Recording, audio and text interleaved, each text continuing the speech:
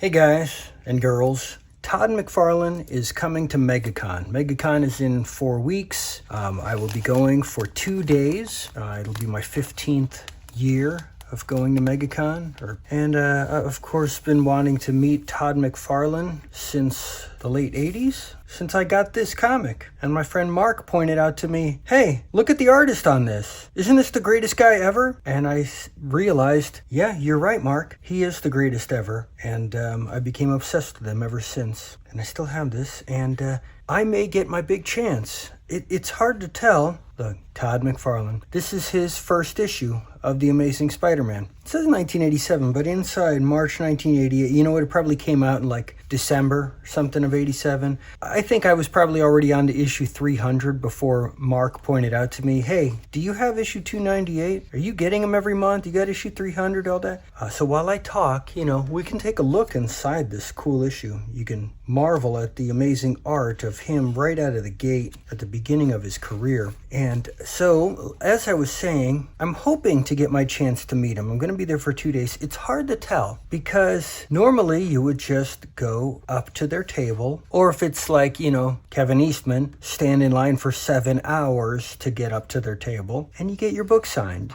Or with these bigger guys, you know, you pay money and get it signed. But from what I'm reading, Todd McFarlane's autograph works in a lottery system. You have to get in line at a lottery bracelet pickup thing first thing in the morning, stand there for hours. And then if your bracelet wins the lottery, you get an autograph. I don't know. A few people were corroborating each other, but Google searches say that that's kind of how it worked at San Diego Comic-Con for a special giveaway of one of his toys from his toy company.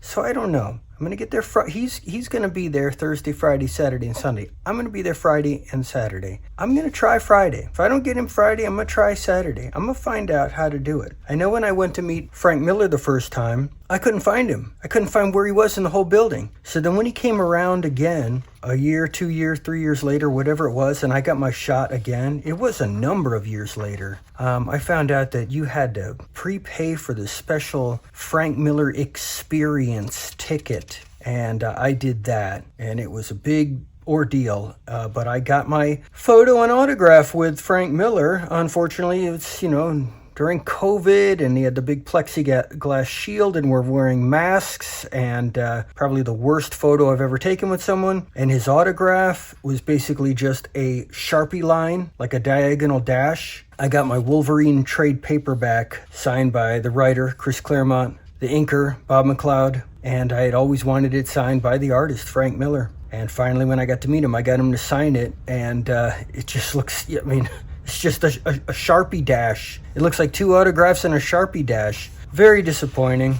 So, I don't know. Frank Miller's coming back to MegaCon again, and they have not put any info up about any type of a Frank Miller experience. There's a Joe Quesada experience, and there's no information up about how to get anything with Todd McFarlane either. Photo, autograph, I don't know. I'm going to find out. So this is the issue. I am really, really hoping to get this signed, because this is the comic that kind of launched it all for me. Thank you, Mark. Set me on this path. Now, I have Todd McFarlane's autograph. You see, when his solo Spider-Man series came out, I bought 28 copies of it, thinking it would be worth something. And later on, I sold them all except for one because they weren't worth anything. And if I had hung on to them till now, they would be worth something. I just didn't hang on to them long enough. Well, after I got those 28 copies, they had a second printing, and it was with gold ink, and they came signed, and I bought one of those. Unfortunately, at the end of the 90s, when I was in desperate need of money and was trying to sell my comics, not only did those 28 copies go, but so did the signed one. So I realized a while ago that Todd McFarlane was never coming to Florida. He was never coming to a convention I could go to. He was doing San Diego Comic-Con, maybe sometimes New York Comic-Con, but that was it. And I can't get into those conventions. Those are the ones where the tickets go for sale online, and you have to keep refreshing the page until they go on sale. And then you refresh it, they're on sale, you quickly try and get your ticket, and before you can hit check checkout, they're sold out. And that's like months and months in advance. And those are like 100,000 tickets sold out that quick before you can even get to the check. Like, I'm not bothering with that. And then you got to get plane tickets and hotels and all that. And then when you get there to San Diego Comic-Con,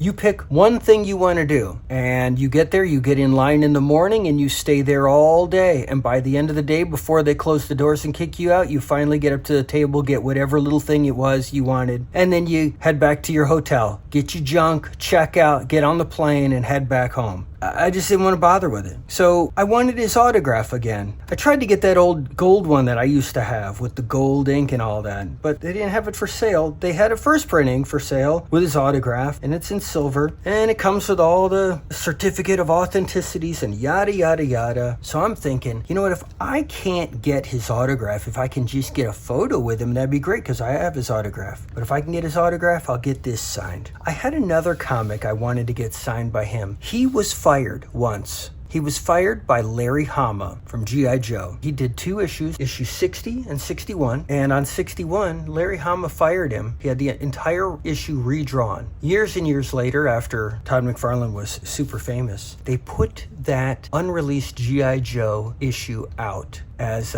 G.I. Joe Special #1, the Todd McFarlane one. And it's just issue 61, but it's with Todd McFarlane's art. I was able to get a copy of that. It was pretty expensive. And then I got Larry Hama to sign it. Signing off on the art that he fired the one and only Todd McFarlane from.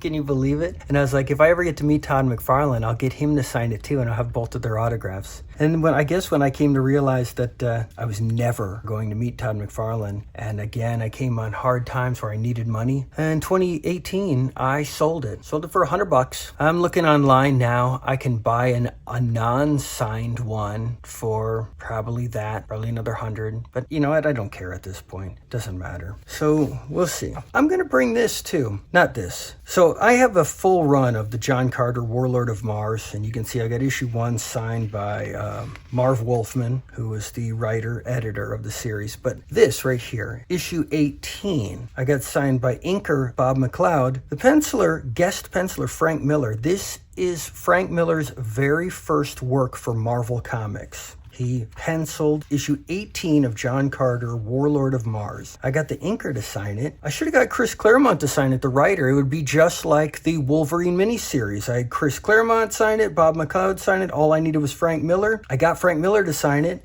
I got Bob McLeod. Why didn't I get Chris Claremont to sign this? He doesn't charge anything. Why didn't I do it? Because I'm going to bring it. Maybe if I can get in and see Frank Miller again, I can get another Sharpie dash across here for way too much money. That's all I got to say tonight. So I'll see you around.